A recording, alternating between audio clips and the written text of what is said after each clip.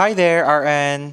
I heard nahihirapan ka daw mag-retain ng information, nahihirapan ka mag-recalls, nahihirapan ka alalahanin yung mga bagay na natutunan mo lang ngayon. And don't worry, hindi ka nag-iisa. And in this video, I am going to help you improve that.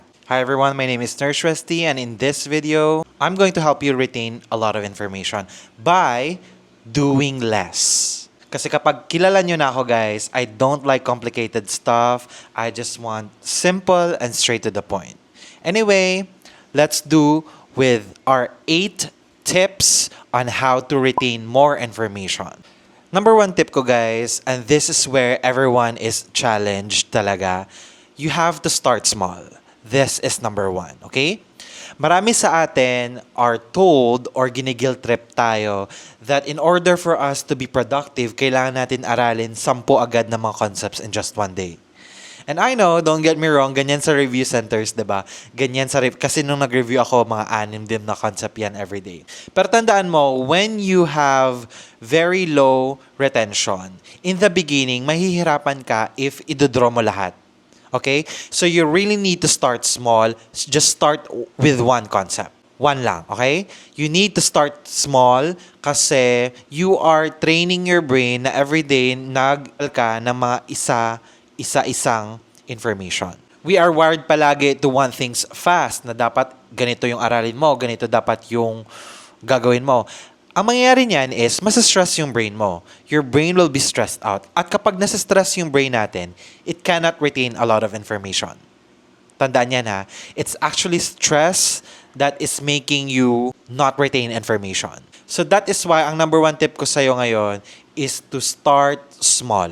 Don't feel guilty about it. Just start small kasi para naman sa'yo to. Do not care about what other people do kasi this is your study habit.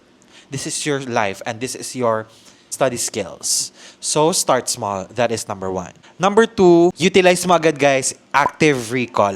Palaging trap na nakikita ko sa mga nurses is that they always focus on reading and studying and listening to a lot of things. Yes, that can be good kasi input din naman is very important. Pero tandaan mo, your brain needs a lot of stimulation. At dyan tayo nakaka-retain ng information when we are stimulated. And how do we stimulate ourselves? Through active recall, through answering questions.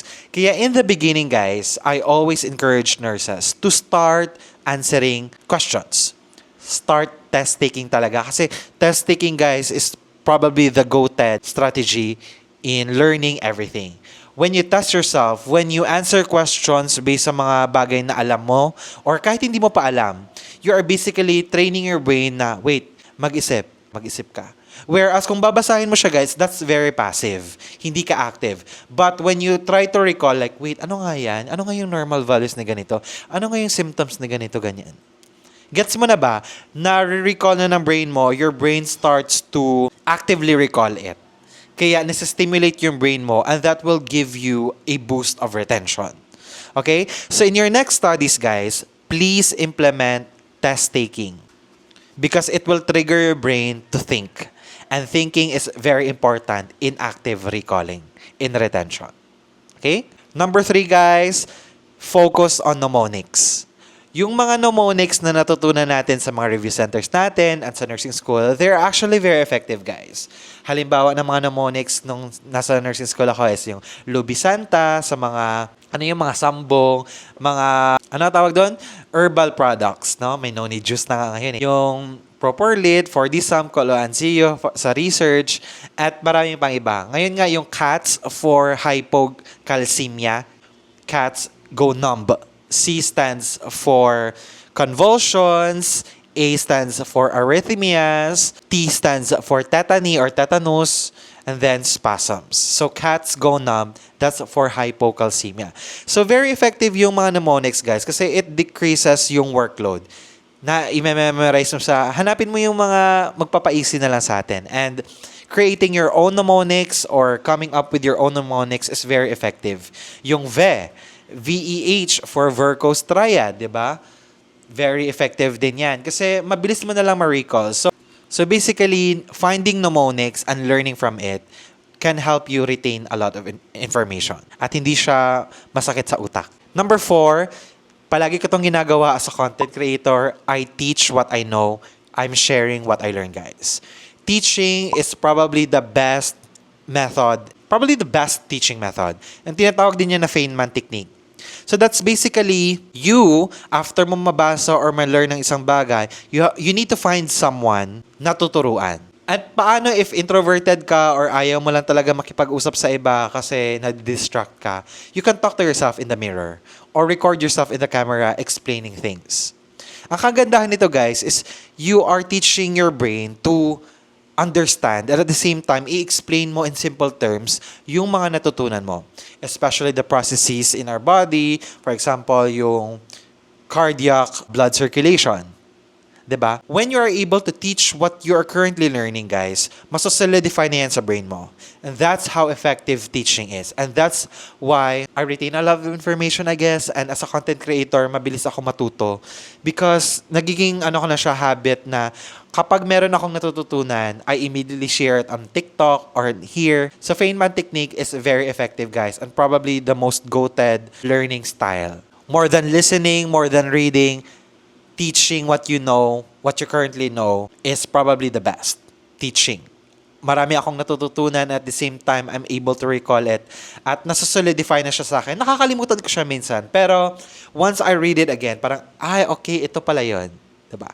So I encourage you guys to record yourself, teach someone, or offer yourself as a teacher to someone else. Kasi magiging blessing ka din sa kanila and it will help you learn more. Number 5, when you're studying for the board exam, guys, you need to focus on high-yield topics. Hindi mo kailangan aralin lahat ng nursing concepts, which is good, by the way. If you are knowledgeable in a lot of things, super effective niyan. Pero, sa nursing kasi, guys, tandaan mo, may mga topics talaga na paulit-ulit lumalabas. At minsan, nasa NP2 yan, NP3, NP5. Okay? So, palagi mong tatandaan yung mga common diseases, ano yung drug of choice nila, ano yung mga important nursing considerations sa sakit at sa drugs, and then safety and other complications. You have to learn all of those things. So, yun yung gagawin mo. You have to come up with high-yield topics sa board exam. I already mentioned it in my previous video. Actually, meron akong video dito ng 60 plus must study for the board exam. Ililink ko dito.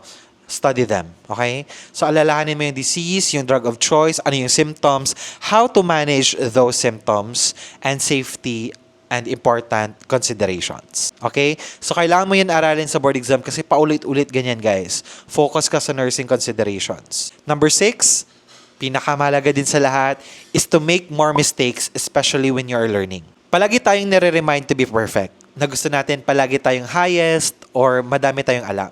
Actually, yan yung hindi ko. Gusto ko palagi ako yung least knowledgeable. Kasi kapag meron akong ganyang mindset, guys, I am able to learn more from other people and I'm able to learn more from the books and other things. So, if you make mistakes during your review, nafo-force ka na, okay, marami pa pala akong kailangan i-improve, Nurse Resty. Yeah, I agree. Lahat naman tayo, we need to improve on a lot of things. And actually, kapag meron kang ganyang ugali, when you accept yourself kahit nagkakamali ka, you're open to mistakes, you're open to failures, madami kang matututunan. I-add mo na rin yung giggle factor. Like, Nurse Resty, alam ko to, pero hindi ko na sagot ng tama kasi nag-overthink ako. 'Di ba? Alam mo yung giggle factor na, wait, alam ko to dapat, pero bakit hindi ko to sinagot? 'Di ba? So the giggle factor can contribute to you retaining a lot of information. Mariretain mo yan kasi sabi ko na mali ako dito talaga. Yan. Ganyan yung ginawa ko, guys, nung nagre-review ako sa board exam. I made a lot of mistakes unknowingly. No, actually, yung mindset ko din dati is parang gusto ko maging perfect, gusto ko maging tama. Pero yung mga humbling moments ko and actually yung mga pinaka-productive moments ko are those moments na wala akong alam or marami akong mali. At inaral ko siya. And when it came out on the actual board exam, nasagot ko siya ng maayos because na-remember ko, I was wrong that time. Nung review na to, I was wrong, but now I'm perfect. Kasi alam ko na ang yung tama kasi na-recall ko because I made those mistakes before. So make more mistakes, okay? Don't be scared to make mistakes. They will help you in the actual board exam. Number 7, pinakamahalaga sa lahat, guys, and most people don't do this, exercise and rest. When you exercise, nagkakaroon ng circulation sa brain. And your brain needs oxygen and from the blood.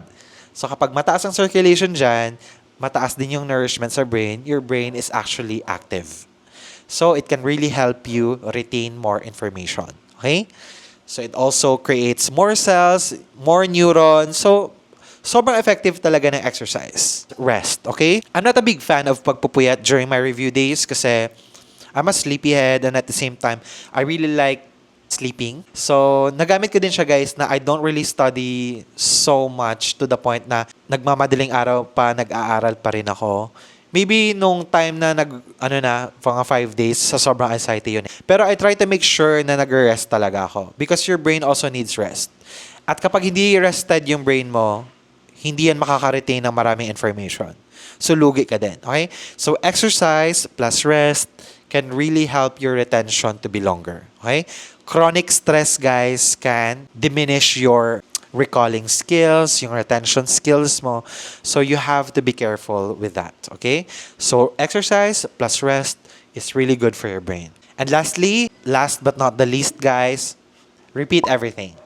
Repetition is retention. I repeat, repetition is retention. Okay? Sometimes, you need to go over things twice or thrice before mo talaga siya magets. And that's okay. Tandaan mo palagi, you don't need to compare yourself to other people na mabilis sila mag-catch up. They're blessed. Sabihin na natin, they're blessed na makaka-catch up sila mabilis. And just because they're blessed doesn't mean we're not. Siguro iba lang yung workings ng brain natin. And that's okay. And palagi mong tandaan that learning is a skill. And lahat ng skills, natututunan yan. Just like this one. Ngayon that you're interested and you actually reach on this part of video, it means you're willing to learn that skill. Na kailangan ko pala Nurse Resty gawin yung mga bagay-bagay na to in order for me to recall more. Yes. And you have to repeat it every day. Yan yung ginagawa ko every single day. I study, I repeat. Yeah, may mga days na hindi ako motivated and I don't do it kasi I listen to my body. Pero as much as I can, now that I enjoy learning, guys, it's easier for me to learn kasi nga nagiging habit ko na siya every day.